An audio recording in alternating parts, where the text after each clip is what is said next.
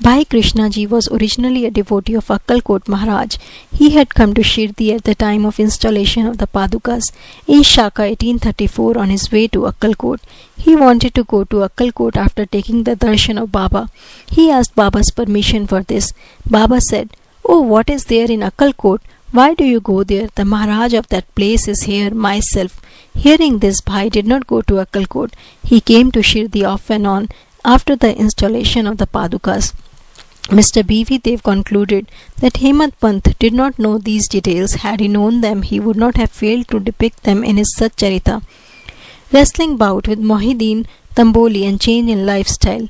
To return to other stories of Baba, there was a wrestler in Shirdi by name Mohiuddin Tamboli. Baba and he did not agree on some points and both had a fight. In this Baba was defeated. Thenceforth Baba changed his dress and mode of living. He donned kafni, wore a langot waistband and covered his head with a piece of cloth. He took a piece of sackcloth for his bed and was content with wearing torn and worn out rags. He always said that poverty is better than kingship, far better than lordship. The Lord is always brother, befriender of the poor. Gangagir was also very fond of wrestling. Once while he was wrestling, a similar feeling of dispassion descended over him, and at the proper time he heard the voice of an adept saying that he should wear out his body playing with God. So he too gave up sansar and turned towards God realization. He established a mutt on the banks of the river near Puntambe and lived there with his disciples. Sai Baba did not mix and speak with the people. He only gave answers when he was questioned.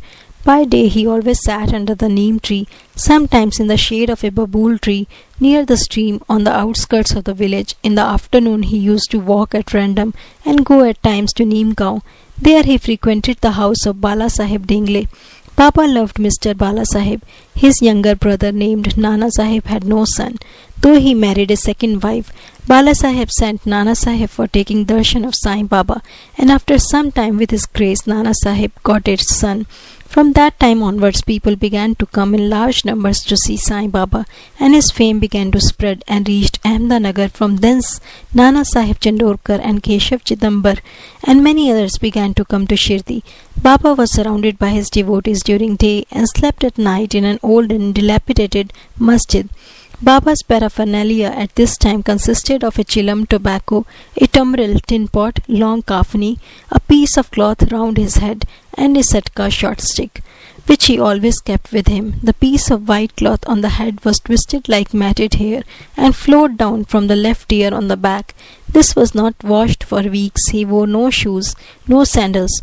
A piece of sackcloth was his seat for most of the day.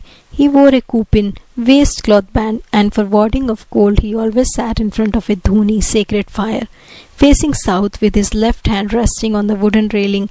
In that dhuni, he offered an oblation of egoism, desires, and always uttered, "Allah Malik, God is the sole owner." The masjid in which he sat was only of 2-room dimensions, where all devotees came and saw him. After 1912 there was a change. The old masjid was repaired and a pavement was constructed. Before Baba came to live in this masjid, he lived for a long time in a place called Takia, where with ghungroo, small bells tied on his ankles, Baba danced beautifully and sang with tender love, turning water into oil. Sai Baba was very fond of lights. He used to borrow oil from shopkeepers and keep lamps burning the whole night in the masjid and temple. This went on for some time. The Baniyas who supplied oil gratis once met together and decided not to give him oil. When, as usual, Baba went to ask for oil, they all gave him a distinct no. Unperturbed, Baba returned to the masjid and kept the dry wicks in the lamps. The Baniyas were watching him with curiosity. Baba took the tumbril tin pot, which contained very little, a few drops oil, put water into it and drank it, and then forced it out to fall into the container. After consecrating the tin pot in this way, he again took the water from the tin pot and filled all the lamps with it and lighted them. To the surprise and dismay of the watching Baniyas, the lamps began to burn and kept burning the whole night. The Baniyas repented and apologized, and Baba forgave them and asked them to be more truthful in future. The pseudo Guru Jawahar Ali 5 years after the above-mentioned wrestling bout, one fakir from Ahmednagar by name Jawhar Ali came to Rahata with his disciples and stayed in Bakhal, spacious room near Veerbhadra temple. The fakir was learned, could repeat the whole Quran, and had a sweet tongue. Many religious and devout people of the village came to him and began to respect him. With the help of the people, he started to build an Eidgah, a walled enclosure in which Mohammedans pray on Eid day, near the Veerbhadra temple. There was some quarrel about this affair, on account of which Jawhar Ali had to leave Rahata.